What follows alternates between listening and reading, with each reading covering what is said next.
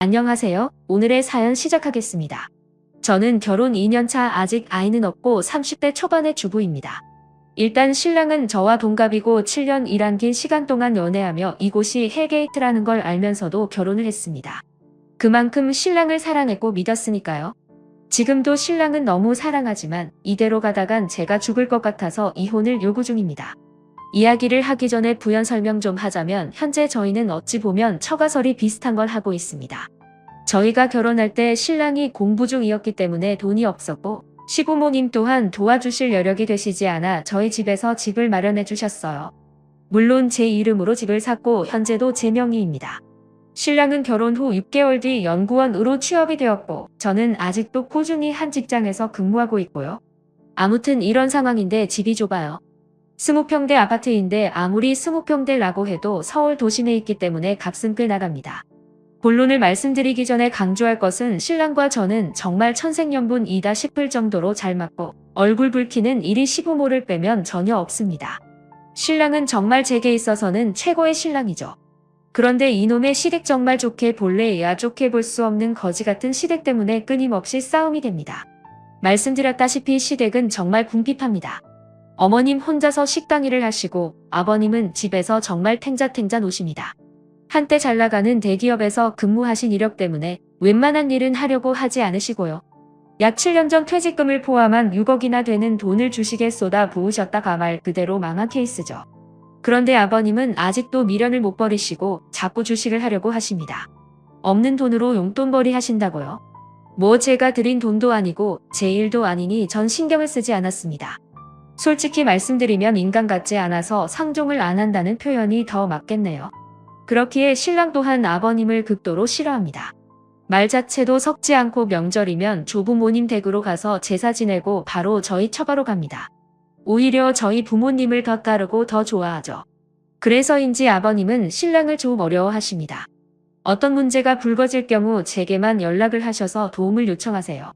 그럼 저는 절대 확답을 드리지 않고 신랑과 상의해서 신랑 통해서 답 드린다고 말씀드리면 모든 게 해결될 줄 알았습니다. 말이 길었네요. 일단 문제의 발단은 약 1년 전 아버님의 대출 요청으로 시작되었습니다. 작년 여름에 꽤 더웠죠. 그때 양가 부모님을 모시고 가까운 해수욕장으로 휴가를 떠났다가 돌아오는 길에 양평에 들려 계곡에서 또 한 이틀 있게 되었어요. 즉흥적인 일이었고 모두들 즐거워하셨죠. 그때 저희 아빠랑 신랑 그리고 시아버지 이렇게 세 분이서 술을 좀 거하게 드시게 됐는데 저희 아빠가 실은 이 자리에 땅을 좀 사놨다. 나중에 은퇴하면 이곳에서 낚시나 하면서 살 거다. 라는 말을 하셨어요.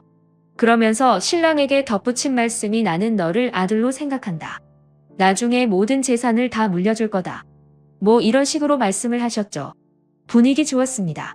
이때까진 그리고 서울로 돌아와 각자의 생활을 하던 중 아버님께서 제게 전화를 하셨어요. 그러면서 저와 신랑이 살고 있는 집이 얼마까지 대출이 되냐고 물어보시더라고요. 그래서 제가 너무 놀라서 그건 왜 모르시냐 여쭤봤더니 자신이 지금 투자할 곳이 생겼는데 대출을 받아서 1억쯤 빌려달라고 하시더라고요. 어이가 없어서 그냥 웃었어요. 그러면서 그 집 명의가 왜 자신의 아들로 안 되어 있고 내 이름으로 되어 있냐고 그날 너희 아빠가 분명히 우리 아들이라고 하셔놓고는 실은 난인 거냐고 말도 안 되는 이상한 말을 하시더라고요. 그래서 더 상종하기 싫어서 대놓고 아버님 이건 일단 신랑에게 말은 할 거고요. 전 대출 절대 반대입니다. 라고 딱 잘라 말했어요. 저희 시아버님 경제 개념이 없으십니다. 평소에 자잘하게 용돈 달라 떼 쓰시고 어느 날은 제 신랑 이름으로 홈쇼핑으로 잔뜩 뭘 주문하시고는 제게 문자로 떼카니 계좌번호를 보내시더라고요. 그래서 일부러 주문 취소도 여러 번 했고요. 어느 정도냐면 반지하 월세로 사시는 시부모님 그런데 800만원짜리 옥침대를 주문하실 정도입니다. 그렇게 생각이 없으세요? 그렇다고 저희가 시부모님을 아예 내몰라라 하는 것도 아니에요. 제가 월급을 받으면 30만원씩 생활비 하시라고 꼭 어머님 통장으로 붓여드리는데 그것도 시아버님 자신의 통장으로 바꿔달라고 하시는 분입니다. 1년 동안 이런 일들을 당하다 보니까 진절년덜 머리가 나서 아버님 이런 짓 하실 때마다 고통받는 건 신랑이었어요. 아무튼 1억 대출 사건이 있고 나서 아버님께서 한동안 저희를 부르지도 않으셨고 제게 연락도 안 하셨어요. 솔직히 마음이 좀 불편하긴 했으나 정말 천국이 따로 없더라고요. 그러다가 친정아빠가 이번에 양평 땅에 집을 지으신다고 급전이 필요한데 현금이 돌지 않는다시며 신랑과 상의해서 약 5천만 원 정도 대출을 받아줄 수 있느냐. 아빠가 갚을 테고 올해가 가기 전에 다 털 수 있다 하셨어요.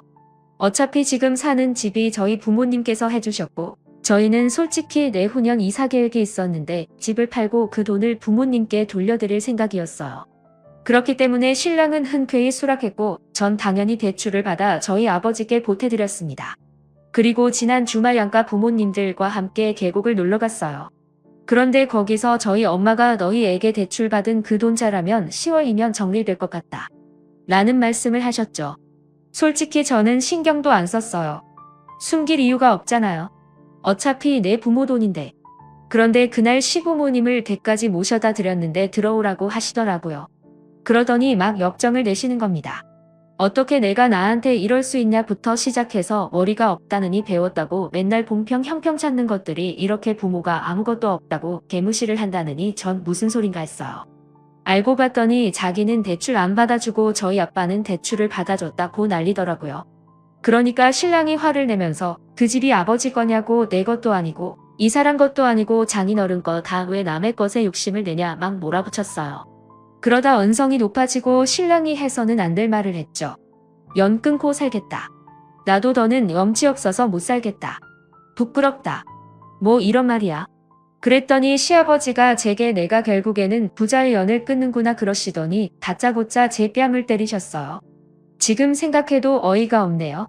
전 너무 화가 나서 눈이 돌았고 그 자리에서 신랑 따귀를 때렸죠. 그랬더니 시어머니가 눈이 뒤집히더라고요. 제 등을 떨미면서 나가라고 잘난 네 집으로 가라고 하셔서 그 길로 차도 제가 끌고 신혼집으로 돌아왔습니다. 그리고 비번 바꾸고 신랑 짐을 마구 싸서 차 트렁크에 넣어놓고 우유 주머니에 차키 넣어놓고는 차는 위자료라고 생각해라. 나는 더는 못 살겠다. 당신이 부모와 연을 끊는데도 난 싫다. 정말 당신의 부모님들의 몰상식한 행동을 더는 참은할 수가 없다라고 카톡 보내놓고 전화 꺼놓고 일요일까지 불도 안 켜고 집안에 직구하고 있었어요. 문 두드리고 벨 누르고를 3시간에 한 번씩 하더니 아무도 없다고 느꼈는지 오후 9시가 되어서는 조용하더라고요. 음성이 여러 들어와 있고 마음은 아프지만 정말 생각하면 할수록 억울하고 화가 나네요. 그리고 바로 등기로 이혼 신청서를 시댁으로 보냈어요. 바로 당신들 때문에 이혼하게 되었다고 얼마나 행복하시냐고 위자료 같은 건 청구하지 않을 거라고 그냥 이대로 조용히 이혼만 하게 해달라고 편지를 넣었고요. 신랑이 오늘 점심시간에 회사로 찾아왔고 제발 생각 바꿔달라고 울면서 빌었어요. 평생을 잘하면서 산다고요. 장인어른과 장모님을 부모로 생각하고 자신의 부모와는 연 끊고 살겠다고요. 하지만 핏줄을 제가 왜 끊나요? 그건 해서는 안 될 일이죠. 신랑의 얼굴을 보기 전까진 확보했지만 신랑을 보고 나니 또 마음이 흔들리네요. 얼굴이 반쪽이 되었더라고요. 아마 아무것도 먹지 못했을 거예요. 예민한 사람이라 잠도 못 잤을 테고 너무 마음이 아픕니다. 저에게 시집 식구들이 전혀 터치를 하지 않는다는 각서의 공증을 받고 신랑과 그냥 살고 싶단 생각이 듭니다. 시아버지란 작자는 정말 목소리도 듣고 싶지 않고요. 어떻게 하는 게 가장 현명한 일인지 알려주세요. 저희 부모님은 너만 시댁과 연 끊고 신랑은 대수사 때만이라도 드나들게 해라. 이혼을 하기엔 너희 둘은 좋지 않느냐라고 저를 회유하시는 중입니다. 솔직히 이혼녀의 딱지도 좀 두렵긴 하고요. 현명하게 대처하는 방법 좀 알려주세요. 오늘의 사연 들어주셔서 감사합니다. 여러분의 생각은 어떠신지 댓글 달아주세요. 재미있게 시청하셨다면 구독, 좋아요 부탁드립니다. 다음 사연입니다. 안녕하세요. 오늘은 손자와 손녀를 너무 차별하는 시어머니 때문에 고민 중인 사연입니다. 그럼 어떤 사연인지 한번 보실까요? 이제 막 돈신한 남녀 쌍둥이 아가들을 키우고 있는 30대 초반 아줌마예요. 생각할수록 열받고 치가 떨려서 어디 하소연이라도 하자 싶어서 글을 올립니다. 병원에서 자연임신이 거의 불가능하다는 진단을 받고 여러 번의 아기 시험관 시술 끝에 지금의 두 천사들을 임신했습니다. 뗄 듯이 기뻐하는 친정 부모님과 남편 그리고 다짜고짜 남자냐 여자냐부터 캐물으시던 시부모님. 제왕절개로 아이들을 낳아 회복하고 퇴원하면서 시부모님은 날마다 아이들을 시댁에 데려오길 원하셨습니다. 저희 집에서 시댁까지의 거리는 차로 20분 정도 걸립니다. 그래도 첫 손주니 마땅히 그래야 할 것 같아서 매주 아이들을 데리고 갔어요. 사실 저희 친정이 같은 아파트에 살아서 시댁에서 질투를 많이 하셨거든요. 그런데 처음엔 괜찮았는데 날이 갈수록 시부모님의 애들 성별 차별이 심해지더군요. 아가들 물건을 사도 꼭 손자 것만 사오시고 요즘에 천기저기가 좋다며 제 아들 것만 주시면서 천연제품만 쓰라고 하는 등등 엄청 극성이세요. 그리고 시누이들이 아가들 모자나 옷을 선물로 주는데 잉여 핑크색이나 노란색 같이 여성스러운 색만 보이면 남자의 것만 사지 기집애 것도 사왔다며 투덜투덜 대십니다. 6개월쯤 모유수유에서 이제 이유식으로 바꿨을 때는 모유수유 왜 더 안 하냐고. 애는 엄마 전 먹고 커야 건강한 거라고 하시길래 이제 끊을 때 돼서 끊었다고. 아이 둘을 먹이려니까 양도 많이 부족하다 했더니 기집애는 그냥 분유 먹어도 된다고. 귀한 젖은 아들한테 많이 주라고 하시네요. 그 말 듣고 빈정상해서 제가 엄마니까 제가 알아서 한다고 했습니다. 그때부터 네가 애를 키워봤냐며 헛소리하지 말고 자기 말 들으라고 폭언할 때부터 저는 서서히 발길을 끊기 시작했습니다. 애기들 돌잔치 얼마 남지 않았을 때 신우 생일이라 시댁에 다 같이 모였었습니다. 우리 애들 둘 다 칭얼대길래 눕혀놓고 기저귀를 갈고 있었는데 갑자기 옆에 있던 시어머니가 아들을 안아 올리더니 너는 내 엉덩이가 이렇게 되도록 기저귀 하나 못 가냐면서 타박을 하시더라고요. 그래서 저는 최대한 공손한 목소리로 지금 갈고 있어요 어머니 하면서 좋게 좋게 넘어가려는데 마침 딸아이가 어머니께서 주신 청기저귀를 차고 있었거든요. 그걸 보시더니 저 귀한 걸 기집애한테 채웠다면서 아니 글쎄 발로 딸 아이를 밀어버리는 거 아닙니까? 제가 옆으로 밀리니까 놀라서 오는데 그때 저도 이성의 끈이 뚝 하고 끊어지다군요. 지금 뭐 하시는 거냐고 왜 애를 발로 미냐고 진짜 정신을 놓고 소리를 질렀어요. 지금 생각해도 그 상황에서 침착할 수 있는 엄마가 몇 명이나 될까 싶어요. 우리 딸도 당신 친손주인데 무슨 진작처럼 눈 깜짝할 사이에 발로 밀어버리다니요. 그동안 당했던 차별이랑 혹시라도 제가 잠깐 눈 돌린 사이에 더 심한 짓은 하지 않았을까 하는 생각이 스쳐가면서 부랴부랴 딸 챙겨서 남편한테 안기고 시어머니한테서 아들 뺏어서 시댁에서 나왔어요. 제가 소리 지르니까 다들 놀라서 달려오고 남편한테 소리 지르면서 여기서 나갈 거다. 다시는 안 올 거라고 고래고래 또 소리 질렀습니다. 시어머니도 제가 우리 아들 뺏어가니까 내가 감히 어머니한테 대드냐. 우리 손자 내놔라. 저도 그때 화를 주체를 못해서 당신 손주이기 이전에 내 아들이다. 다시는 우리 아들 딸 볼 생각도 하지 말라고 했더니 시아버지가 우리 손자 놓고 가라고 얼마나 귀한 핏줄인지 아냐고 소리치시더라고요. 남편이랑 신호들이 제발 그만 좀 하시라고 말리는 걸 뒤로하고 남편한테서 딸을 빼앗아 애들을 유모차에 태우고 저 혼자 친정으로 도망치듯 샀어요. 남편도 제가 집에 없다는 걸 알고 친정으로 왔는데 제가 다시는 시댁에 절대로 안 갈 거다. 우리 딸을 무슨 더러운 거 취급하면서 발로 밀어버렸다. 아들이고 딸이고 그 집에는 더는 못 데려간다 난리를 쳤습니다. 남편도 알겠다고 그러겠다고 처음에는 그렇게 말했습니다. 그런데 나중에는 그래도 한 번만 봐주고 넘어가면 안 되겠냐고 그럽니다. 시부모님이 많이 반성하고 있다고 자기한테 매일 애들 보고 싶다고 전화 온다고요. 근데 그러신 분들이 왜 저한테는 전화 한 통 없으신 거죠? 남편이 아니라 저한테 용서를 구해야 하는 거 아닌가요? 남편도 자기 딸이 그런 취급당하는데 호구처럼 가만히 있고 자기 부모만 두둔하고 있어요.